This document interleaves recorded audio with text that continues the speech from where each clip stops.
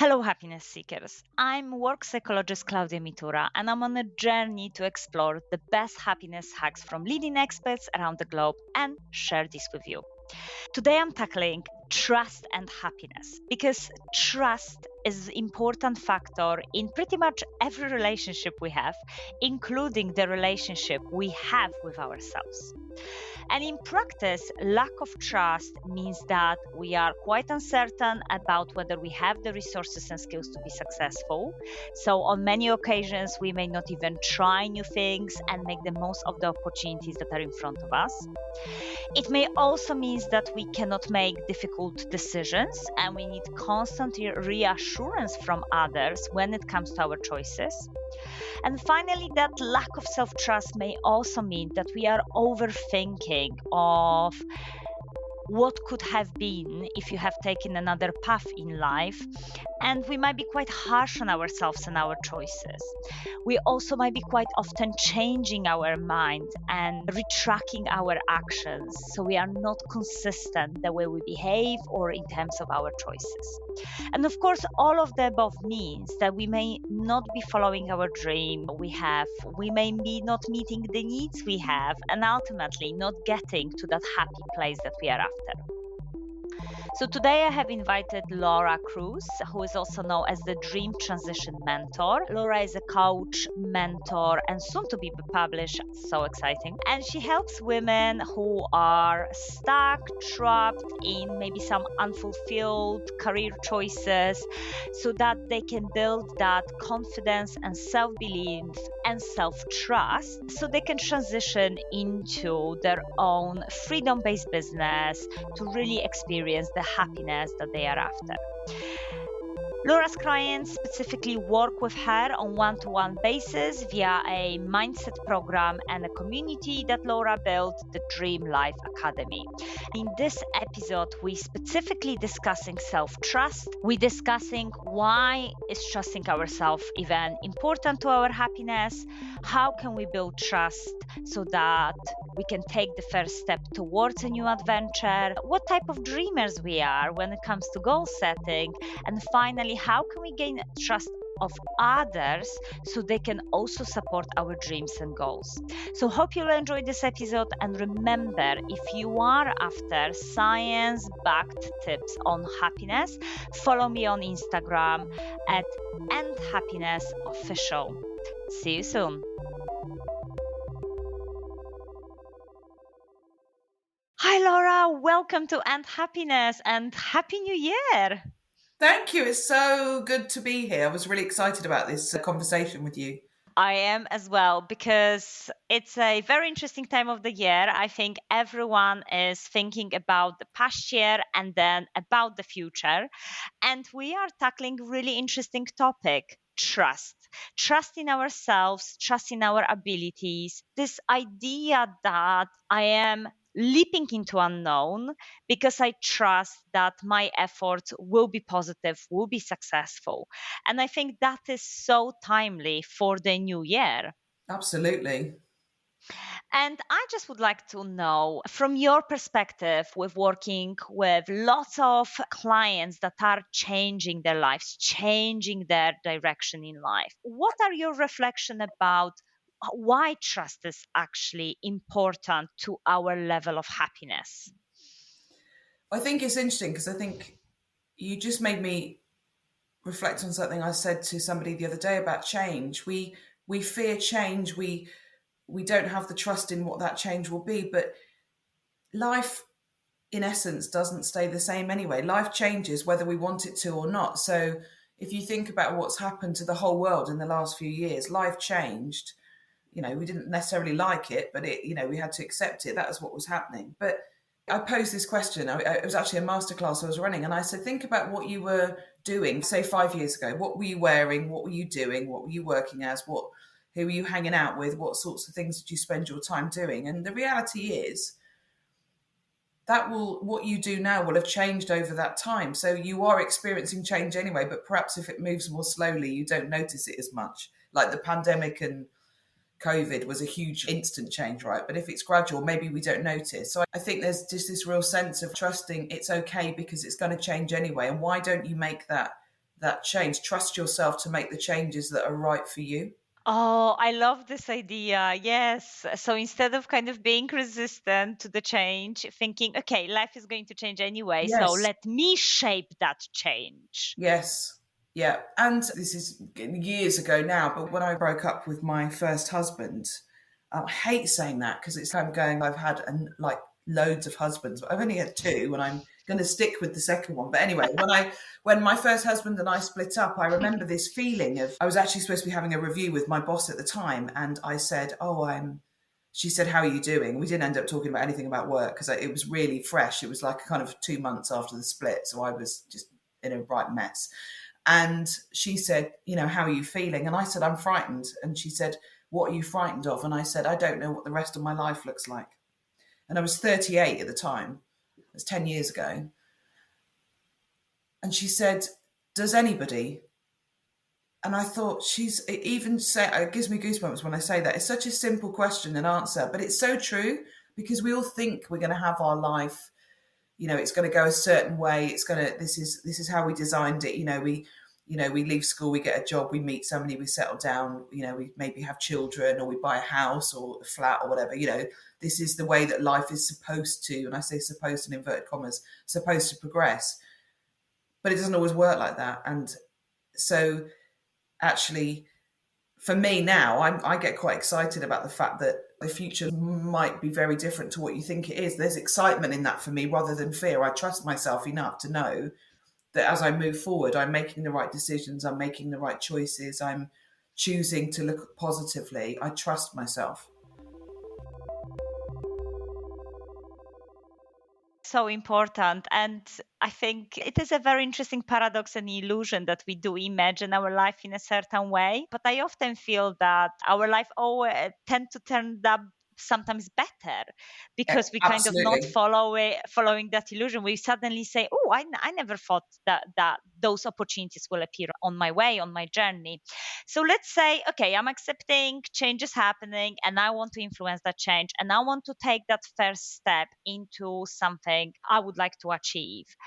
How can I trust myself? How can I overcome that initial fear? As you said in your situation, you were frightened. Yeah. And I think it's so natural that when we are changing things, when we are leaping into unknown, we are fearful. So, how can we take that first step and activate that trust that, you know what, I will figure this out? So that's absolutely what I help my clients with. I've got the dream transition method. So it's a way of actually working through to saying, okay, so this is my initial, my dream, my thought, my idea, my goal, but how will I get there? And it's a process to help my clients to work towards that. But I think when you've got fear, like fear, and you'll know much more about this than me, but fear goes back to when we were like cavemen or whatever, and we were being chased by dinosaurs. Have I got all my history muddled up? Anyway, we were being chased by animals, and we had to run away. That fear that we have in us, we need fear. We do need to have that in our lives. But as we've got into kind of modern life, we don't need to have as much fear as that, and yet we still have that in our bodies, right? We still have that kind of that notion to be frightened of things. But often when you break a fear down, it isn't anywhere near as frightening as you thought. The more that you allow things to just go round and round in your head, the bigger they become, because you just keep thinking and thinking, I'm frightened of this. And you tell yourself you're frightened of it. I'm a great believer in getting things out of your head and onto paper, and not like typing it on paper, because there's something really therapeutic about, writing stuff down in your own handwriting. And then, because if you type something, you delete things. When you write something, you cross it out, but you can still see it. So it's almost like you have a journey of what your thoughts were. So if you said, oh, I'm really frightened of doing, so if I help my clients start their own business, I'm really frightened about, working for myself. Like, what is that fear? What actually is it? Break it down.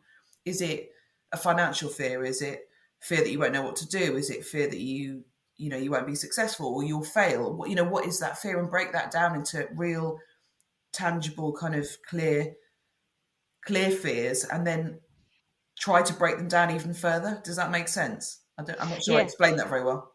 No, no, that's fantastic, and I think that is so important because we know it's there is quite interesting research done that when we try to repress certain emotions, we try to say, "Oh, let me not think about what I'm frightened of and the fear." Our brain actually thinks about those repressed emotions and thoughts consistently because it cannot express them because we're trying to like push them aside. So yes, I love the idea that sitting down with a big, big, big piece of paper and very much writing everything down and breaking down of why am I not trusting myself? Why maybe this makes me unhappy? What am I frightened of? Till we get to something tangible, as we say, Yeah. as you said. So then we can kind of start thinking, okay, what if and how I could tackle that.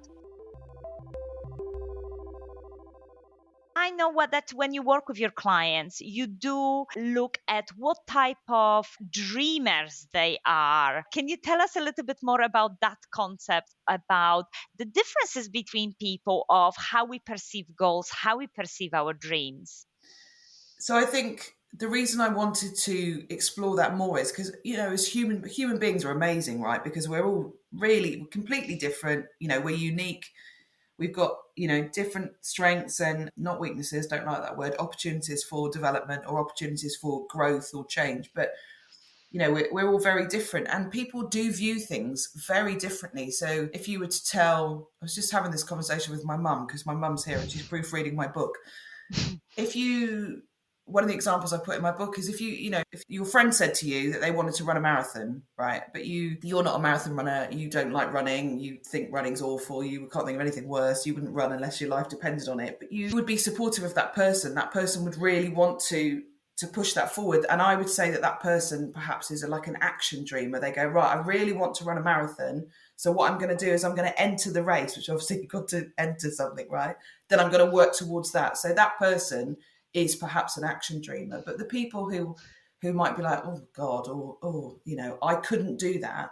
Perhaps they're a different type of dreamer. So I've got 5 different types of dreamer, and it's not that you aren't capable of fulfilling your dreams if you're kind of a jaded dreamer is one of them. So the jaded dreamer is somebody who says, yeah, I did that once, it doesn't work, I'll never try it again. Things like that don't work for me. They work for somebody else. Or a tomorrow dreamer who says, oh yeah, I'd love to do that, one day I'll do that. But one day never comes, does it? Because one day is always in the future. Tomorrow never comes, because then you roll to the next day and tomorrow's the next day, and so on. So it isn't that any of those types of dreamers can't actually crack on and do what they want to do. And actually, I'm an action dreamer.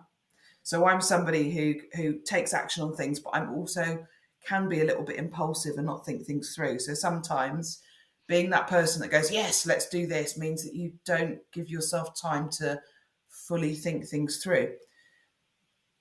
The purpose of finding out what type you are, it just means you understand yourself better. So instead of saying, I don't know why I'm like this, why can't I be like my friend who's really good at that? Well, because you're different, but that's okay. But if you understand yourself, you understand why you are slightly reticent, or you're more nervous, or you're less likely perhaps to push forward, then you can kind of cut yourself a bit of slack. So instead of placing the bar really high and saying, "Oh, I should be like this," well, why should you? You can be you, but if you understand yourself better, then you can actually take the approach that works better for you. Mm. Oh my goodness, but the action dreamer and the impulsive sign-ups to marathons, that's just my husband. And Oh, then really? and then 2 weeks before, oh my God, now he needs to start training. Right. That's that's and then quick, quick, quick. I need to now suddenly run a marathon. Yeah, absolutely.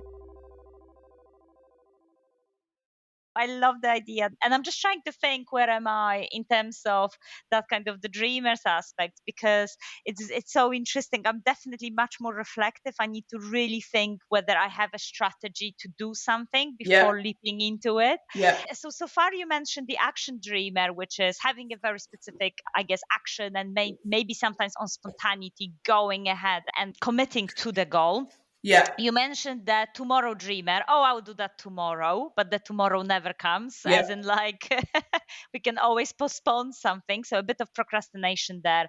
And then you said about the jaded dreamer, which is it's not for me. It's not for Yeah, me. or like I've tried it once, so it won't work. No, But we can try anything once and it won't work. But the trick is to keep trying, right? And to because yeah. actually not everything works the first time. So the other types I've got are the closed dreamers. So the closed dreamer is like, no way, absolutely not. They think things are absolutely impossible. They can't see the positive, and perhaps they don't allow themselves to think outside the box. And I think for me, some of that comes from a closed dreamer. And again, there's nothing wrong with any of these. It's kind of how we think. A closed dreamer feels that perhaps they came from the wrong part of town, they went to the wrong school, they're on the wrong side of good fortune. Perhaps they don't come from money, so they don't think that they could ever make any money. Perhaps don't think too deeply about things, but stay quite on the surface because they don't want to allow themselves to think too deeply about things. But because that's safe, right? If you don't delve into stuff, if you can stay quite surface level, it's quite safe. But again, even if you're a closed dreamer, I love working with closed dreamers because it's a little bit more challenging. But it doesn't mean that you can't then achieve what you want to do. It just means that you need to do more work, more self-work on how you allow yourself to open that up. And the other one is the fearful dreamer. So the person who is just so terrified of everything that they just won't even try. They don't like change. They don't like new. Perhaps they don't trust themselves. Brilliant. And so for each of them, I guess you have a different strategy really of Yes. helping them to navigate their goals Yeah. and ultimately trust that, yes, this is who I am and that's fine. That's great. Now I need to change slightly, maybe my preferences, change slightly the actions that I'm taking. Yes. Yeah. I mean, ultimately, we as people, we are who we are, but you can tweak, you can improve. We're learning our whole lives, right? So we are who we are as a human being, but we can refine and learn and we can improve the bits. I mean, I'm never going to be a maths genius because that's not my thing, but I can get by with it. Do you see what I mean? So it's not that you have to think, oh, I won't be able to do this because I can't do that. Actually, as you progress through, like for me, if I'm helping my clients to set up their own business, like me, I'm not great at maths. That's why I've got an accountant because I don't need to do that.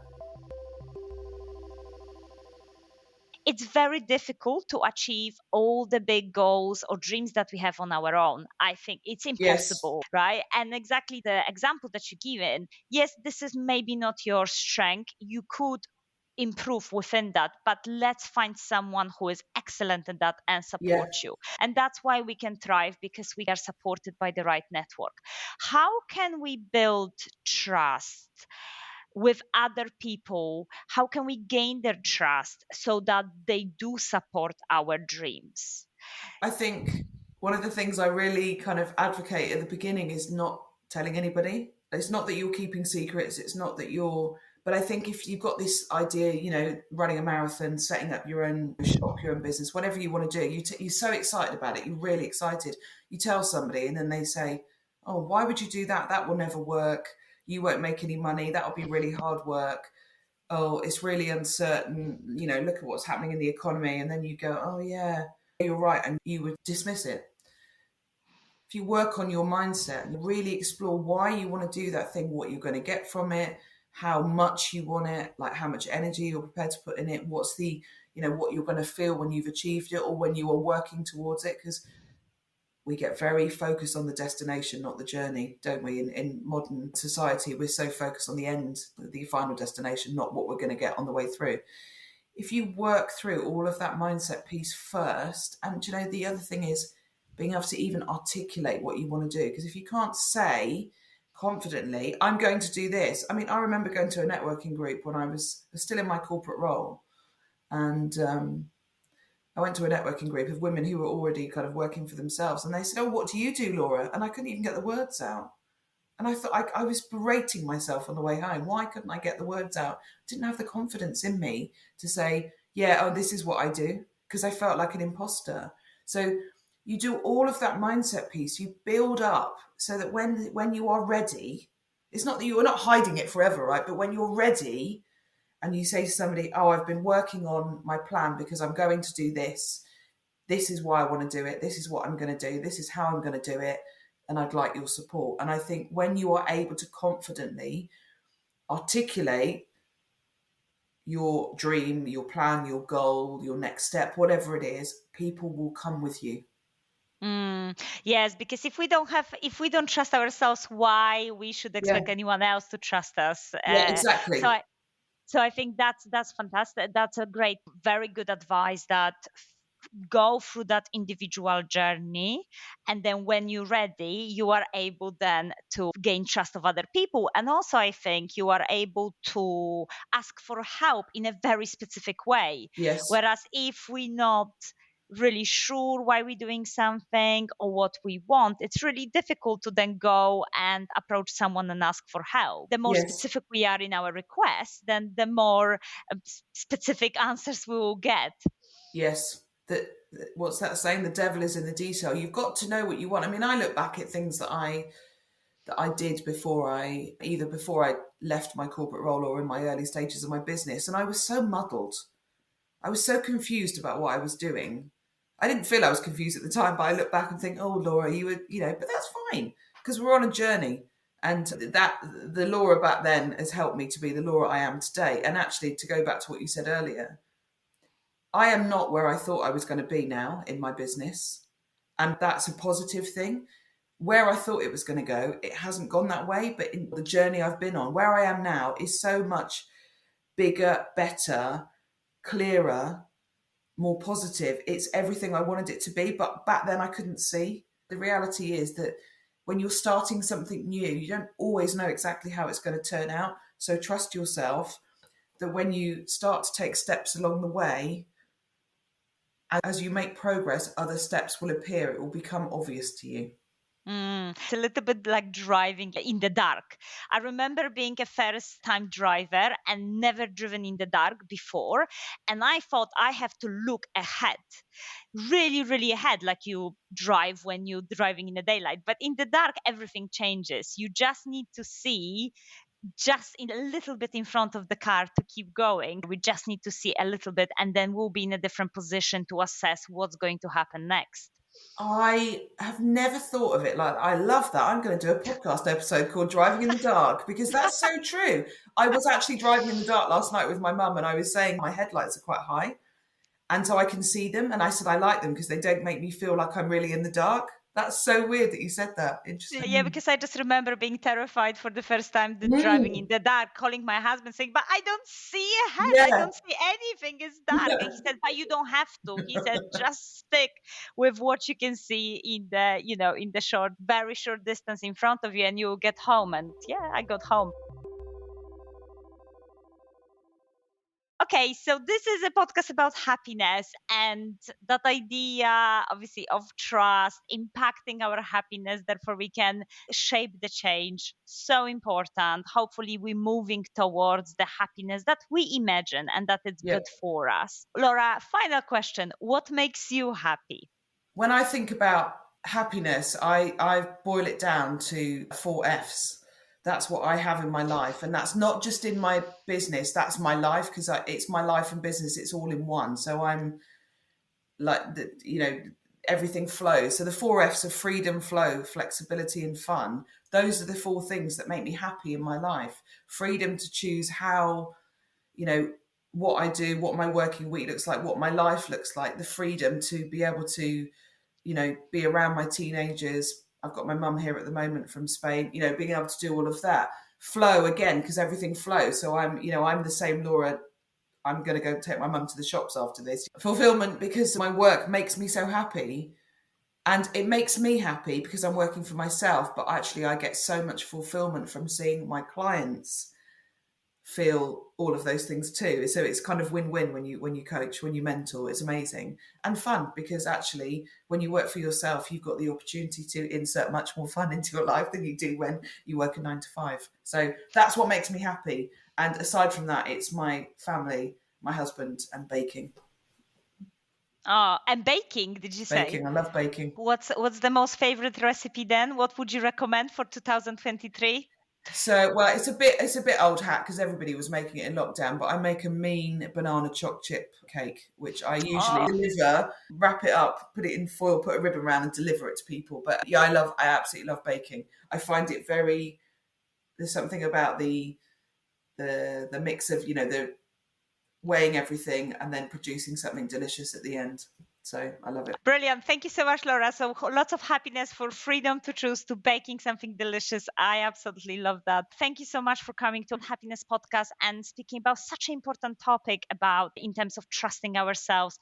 Thank you so much. Thank you.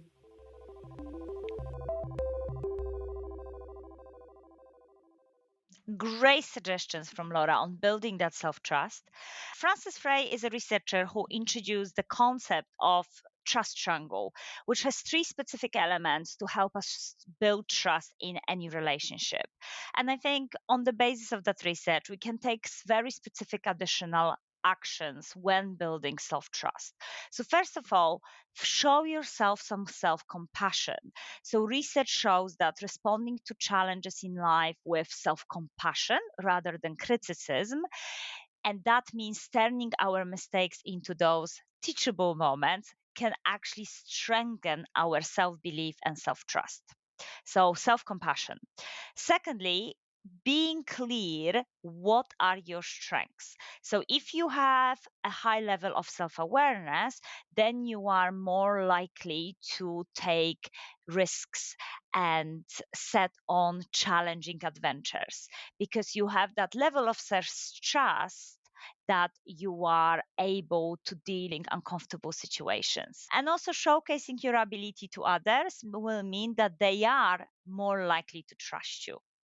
And finally, consistency. So, the way people trust us because we are consistent in keeping our promises, the same applies when it comes to self trust. If you're not keeping promises to yourself when it comes to looking after yourself, meeting your needs, following your decisions, implementing the habits that you're working on, then unfortunately your self trust will go down. So, three aspects: self compassion, being clear what your strengths are, and being consistent and keeping promises to yourselves. Thank you for listening. I see you at the next episode where I'll be exploring uncertainty and happiness. So, how can we deal with unknown and uncertainty? And I think there is so much uncertainty around us that that will be a really powerful episode. So, I hope to see you there. Again, remember, if you haven't had the chance yet to download the sample of my book on setting happy dreams and happy goals, you can do that at endhappiness.co.uk/book. And of course, for more tips on happiness, follow me on Instagram at @andhappinessofficial. I wish you a lovely, happy week full of self trust. And as always, I dare you to be happy.